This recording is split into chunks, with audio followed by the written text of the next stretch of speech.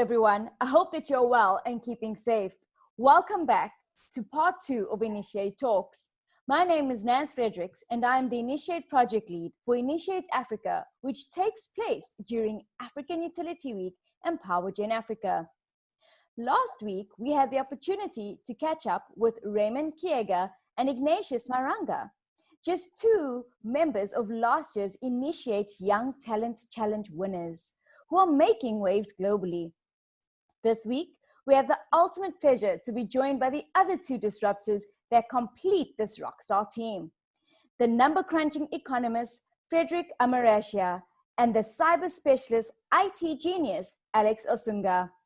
These innovators hail from Strathmore University in Kenya and did not stop at the Initiate Young Talent Challenge, as they then took their innovation international and won bronze in the Efficiency for Access Design Challenge. The team's design project, Kijiji, is a solar-powered container for rural communities. Allow me to introduce these 2 innovators to talk a little bit more about their experience with Initiate and their recent virtual trip to London to participate in the Efficiency for Access Design Challenge. I'm pleased to introduce to you Fredrick Amariati and Alex Osunga. Hi everyone, nice being here with you, and thanks Naz. Hi, it's nice to be with you here. Hi guys, and welcome. Firstly, congratulations and well done in placing 3rd for the Efficiency for Access Design Challenge. Last week, I was joined by 2 of your rockstar teammates as they shared their experiences with us, and I'm super excited to hear your take on your journey this far. Fredrick, wow, this must have been quite the experience. Please do tell us about your journey with Initiate and what has winning the Initiate Young Talent Challenge done for you. All right, thanks Naz for this opportunity, and it's actually an honor and happy to be here for this interview. And yes, my journey with Initiate began in 2018. I remember that quite well. When I got the opportunity to be a pioneer of the Open Africa Power Program, created by NL Foundation in partnership with academic partners in Italy and Africa.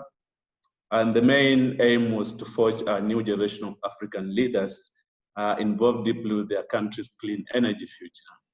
And moving from that and fast forward in 2019, the Initiate Challenge happened. A call for applications to participate were published, and Naz, I know you're much aware of this. And good enough, Strathmore, one of the universities where I'm also as a researcher, was one of the participating universities. And while I submitted my application for the same, I was selected, and in brief, flew down to Cape Town, met my colleagues and fellow researchers from Strathmore, Alex on the interview here with me today, Ignatius and Raymond, and together we worked on Kijiji solution in an intense 3-day program, and intense, I mean intense, gentlemen and ladies. We pitched our idea, and there we were, we won the competition.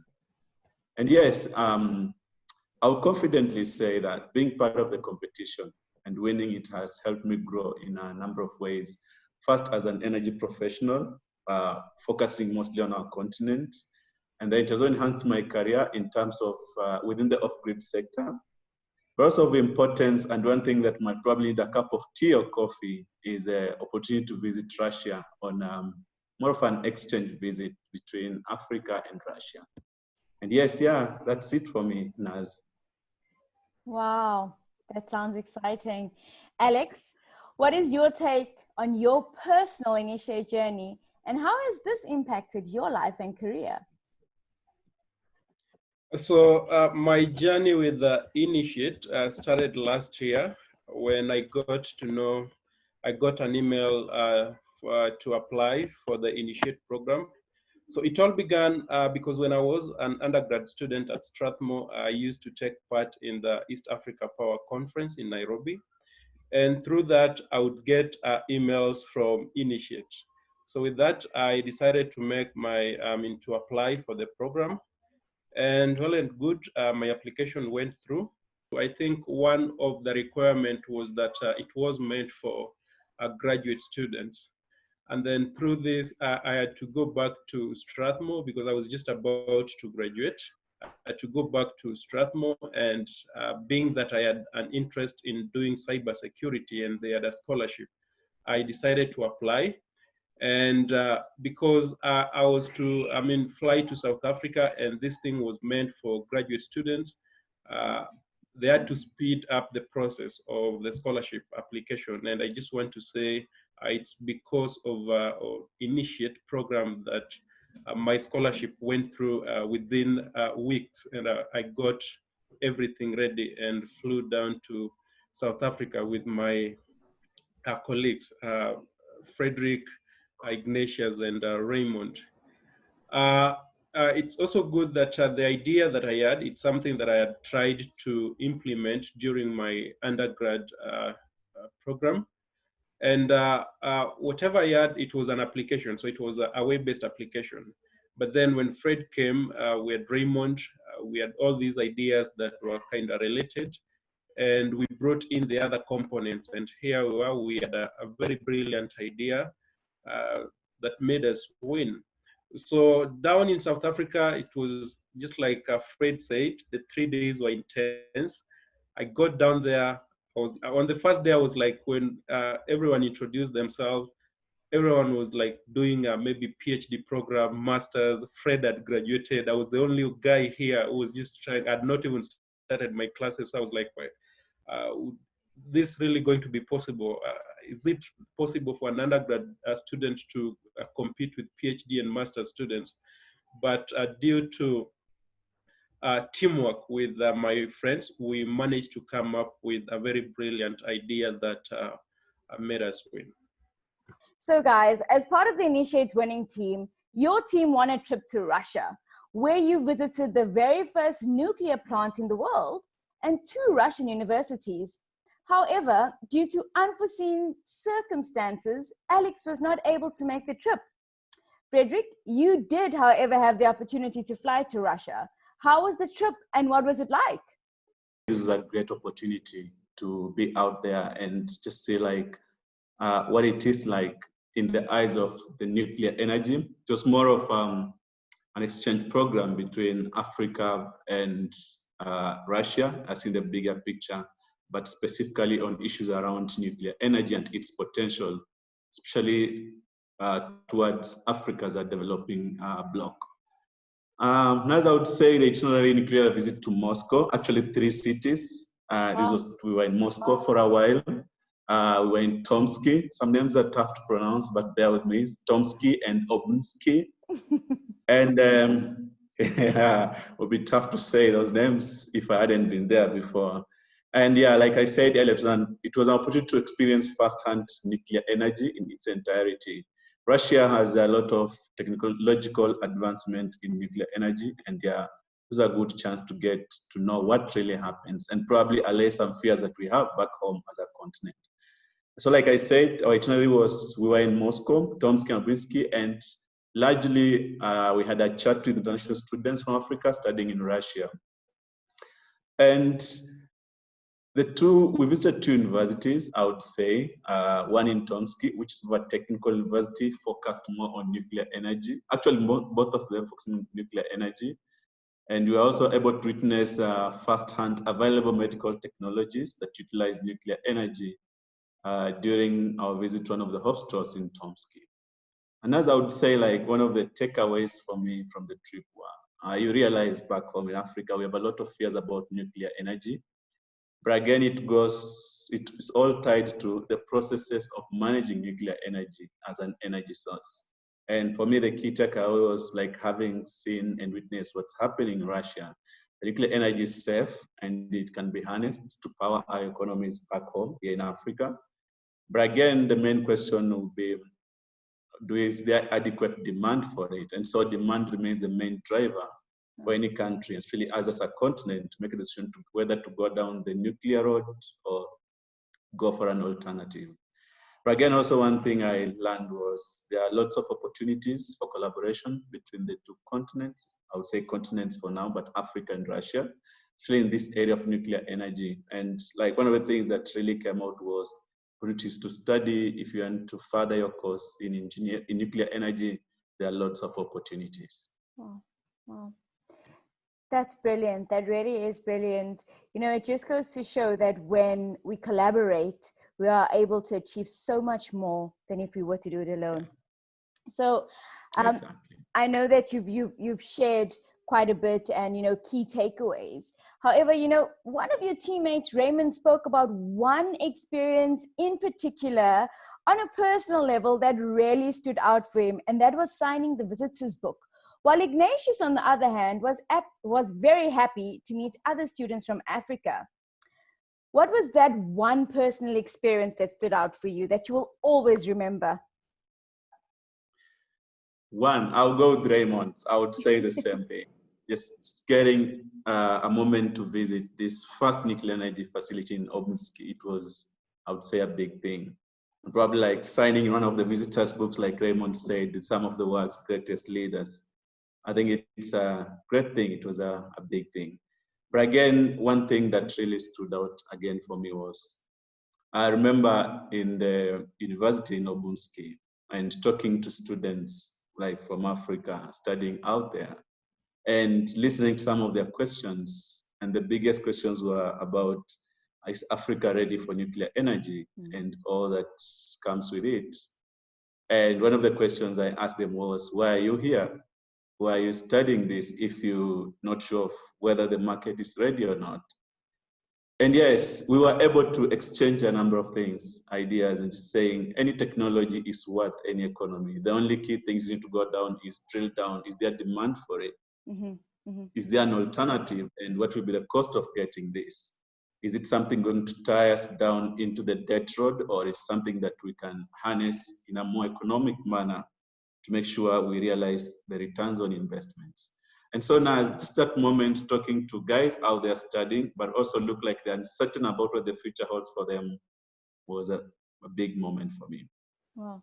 Spoken like a true economist, Frederick. Alex, this really must have been quite a challenge, you know, participating in the Efficiency for Access Design Challenge. I believe that during the challenge, you actually went through and underwent an operation at the time. And in true fighting spirit, you actually left your hospital bed to participate in the final pitch session.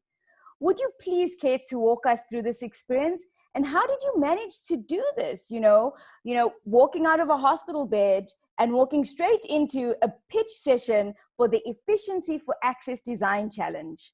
Thank you very much, Naz. I want to say that this was quite a good experience, being that this was happening when COVID-19 had hit Kenya and everyone was back at home. Unfortunately, this is the time that I also got sick, had an operation.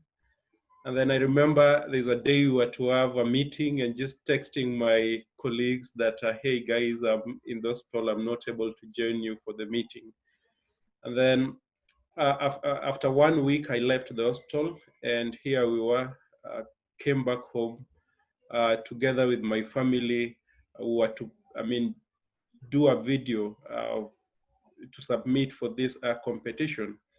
And I told these guys, hey guys, I'm still weak, I'm not able to do this, but they insisted that we are a team, just try your best. And I remember my family, we had to look for a location to shoot the video. I went out, I did my best, shot the video and submitted, and here we were, it went through. And then we came to a time where we were now pitching the idea live. It was also another good moment, but this now found when at least I'd a little bit recovered and I was able to do my best. And what the good experience, I was just like, oh, this is what technology can do. It doesn't matter whether we were not able to be in London, but then we're able to gather, through a remote meeting, we're able to pitch our idea, we're able to listen to other people pitching their ideas. And yeah, that was really a good experience. Wow. Thank you for that. And I commend you, Alex. You know, you never give up the fight. Keep that fighting spirit going. And yes, like you say, you know, due to the global pandemic, unfortunately, you guys did not get the opportunity to travel to London. However, you did do so virtually. Frederick, I believe that this entire Efficiency for Access challenge was completely digital, in a complete digital world due to the global pandemic. I'm sure that you faced a few challenges. What were these like? Yeah, March COVID happened, Naz, and the Efficiency for Access Design Challenge actually happened during this unique time of our lives. And part of some of the guidelines within the country meant that we had to adjust to fit in a new way of doing things. Like back here, we call it a new normal, you know. More importantly, this meant we couldn't meet face to face. So we had to use virtual meetings, which honestly, I personally enjoyed at some point. Again, I think it's because I feared Corona more than anything else at that time. But yeah, so COVID-19 meant that face-to-face meetings were minimized, and ideally they were not there. We never had face-to-face meetings right after, but we had to learn to operate virtually. And I guess this is likely to be the norm for a long time. So this was a big thing, but again, on the flip side, we realized it's something we should have adopted a long time ago, virtual ways of doing things.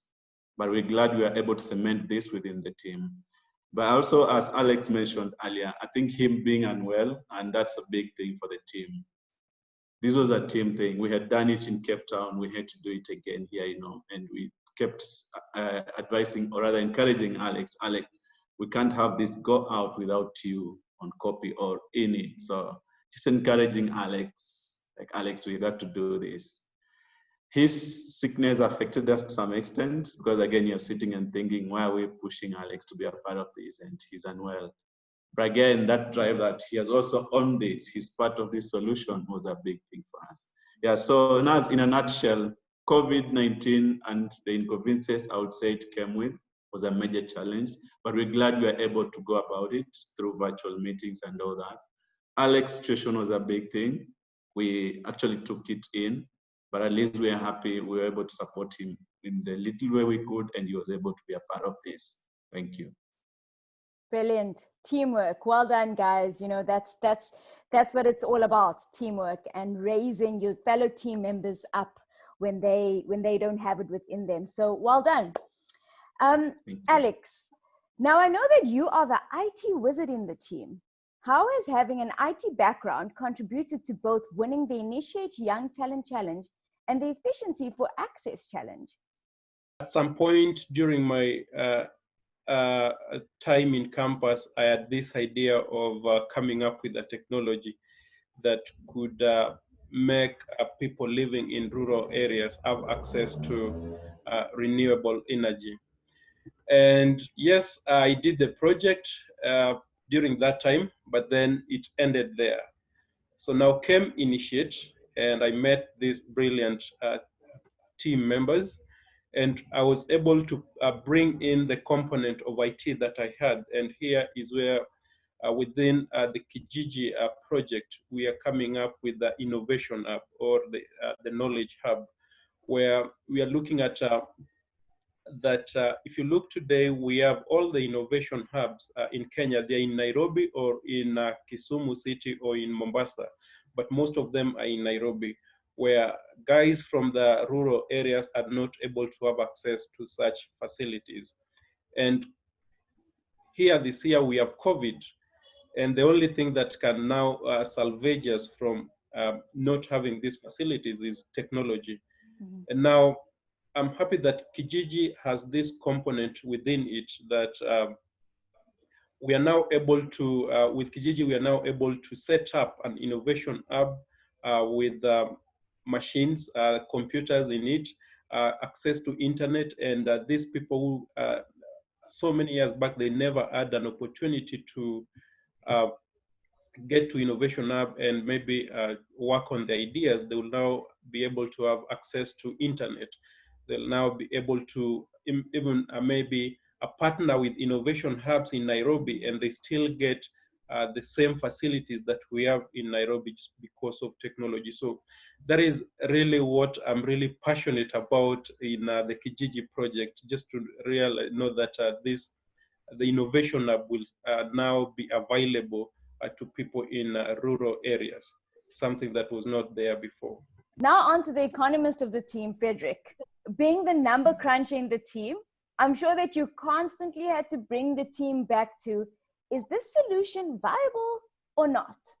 Yes, I should say that of all the teams, at least for the teams I've worked with before, this was one of the most balanced teams, at least I've also worked with. I'm an energy economist. Raymond is a data scientist. Alex is the IT guy. Ignatius is an electrical engineer. And having all these specialties, enabled us to put together the idea of Kijiji. But one unique thing I learned is that each of these skill sets, see things differently. And I would tell you, engineers would like to see a product in place, irrespective of the cost. Take note of it. They would like to see the product solution in place. The IT guys would want to bring all the tech-savvy thinking, But again, sometimes they may not really want to consider the cost, And all this was great for us. We needed a solution or a product. We needed to incorporate technology issues. And you see now that's where someone like me comes in. However, I'm thinking and just drilling guys down the questions like, does this solution acknowledge the role of the end user? Because we don't make solutions for ourselves. We do them for specific target markets. And the other question I kept asking is the solution going to meet the needs of the users or not? So does it involve them in its design and it meet their needs or it doesn't? And what this means is that understanding what your end user needs are will enable you to design a solution for them, And this is an area that I believe several solutions that have come before us missed out on. We try to get up solutions and we push them on people instead of understanding what they need and customize solution based on their needs. And I would say this was the beauty of our team, Each one in the team looking at things differently. But again, I'm coming on board to do what we call bringing a reality check, guys. Mm-hmm. Your solution or product is here. Does it make a cost sense? The technology, the IT ability for it to be in use is here, yes. But can these people pay for it, Yeah. And yes, yeah. So being the commission of the team, I think I was more of getting guys to think of your solution, yes, let's have one, but let's make sure it makes one economic sense. The users acknowledge that it will help them out solve some of the issues they are facing, and they can easily pay for it and use it in an easy manner, Wow. So you were the guy that was like, this is the aha moment. Great ideas, but does it financially make sense? Well done. You've proven that you had an all-round and well-versed team because you were able to look at it from various aspects, from an IT aspect, engineering aspect, and now an economical aspect. So I really think that you guys had a very well-rounded team. So now I'm sure that you all learned and met some really innovative and strategic thinkers during both the Initiate and Efficiency Access Design Challenge. Are there any teams and innovations that really stood out for you? Alex, let's start with you.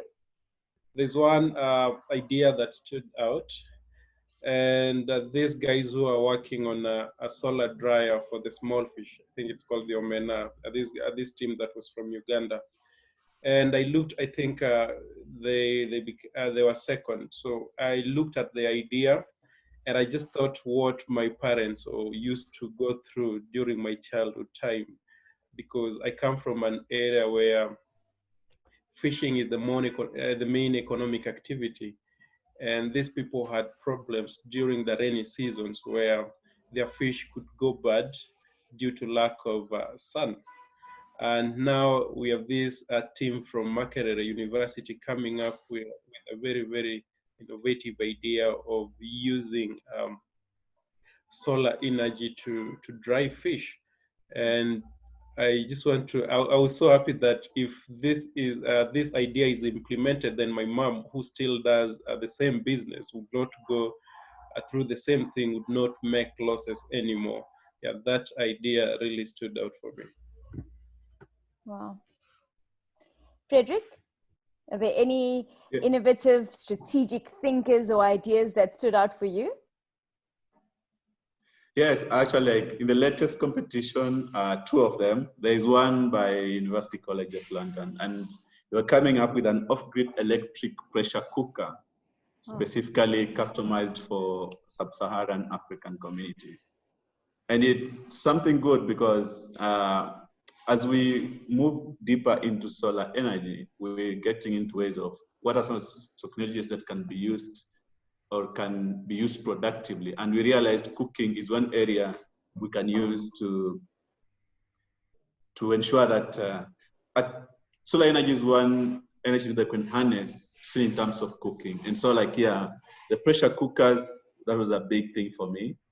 And there are not many of them out there that have been done in this context. And this was a big thing. And I'm hoping these guys more go on and realize this dream. The other one was a standalone solar management, load management system. This was done by Makerere University.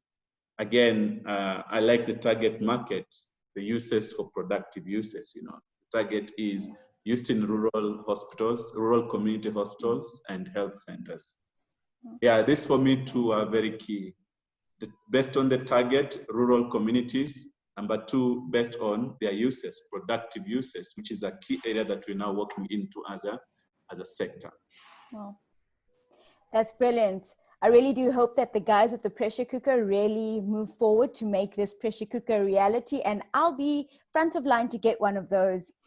So guys, I really am cognizant of the time. However, lastly, before we go, I would like to find out from you both, you know, how are you going to use this experience with both the Initiate Young Talent Challenge and the Efficiency for Access Design Challenge to build on your future growth and career success? And would you recommend the Initiate Young Talent Challenge to your fellow peers? Naz, I would say thanks to both challenges, Initiate and Efficiency for Access Design Challenge. I think my knowledge of the off-grid sector has grown even more. And currently I'm working with the Microgrid Academy in Kenya as a trainer of trainers. I also look forward to impart knowledge and skills of what I know to the other energy professionals in the sector. And what Microgrid Academy does is it trains other professionals in the market on the requirements and energy provisions within our sector. Also looking at my PhD, hopefully soon, something that I'm working on and looking to grow as a person in the energy field. As to whether I would recommend this to other professionals, peers, or in this area, sure, I would recommend this to anyone else. What I saw is Initiate Challenge, present an opportunity to understand the magnitude of the energy access challenge, but again, looping in the climate change issues that we face today. And therefore, what happens is for these professionals or young students, they get an opportunity to think through what they can do to either contribute to energy access efforts or climate change mitigation, adaptation efforts at their stage and within their professions. And I would say like the issues facing our world today can never be resolved in isolation. And as you and I know, and our team really proved that we need this various specialties to respond to these challenges. Our team had IT professionals, had economists, had engineers. And this is an ideal world we need today, that to be able to face the issues we have today, we don't have to operate in isolation, but basically operate as a unit, bring together all the potentials that we have in terms of specialties towards resolving some of these challenges that we face. Thank you. So it's not like working in silos. We need to start breaking those silos and working together. Alex, over to you. Yes, I would start with Initiate because it's through Initiate that I managed to be where I am. It's through Initiate that I got a scholarship to study cybersecurity. And going back when I was down in South Africa, I remember there's an IT security company that was in that conference, and that is Kaspersky, and I was like, when I met those guys, I asked, what are you doing here? This is you're not supposed to be here. What is an IT company or a cybersecurity company doing in a conference that deals with energy or power? And that is the point where I realized that cybersecurity has become part and parcel of the industrial control systems. And from that moment, I developed interest in industrial control systems. And if you see what is happening between Israel, Russia, and we have the cyber war, and we are targeting the industrial control systems.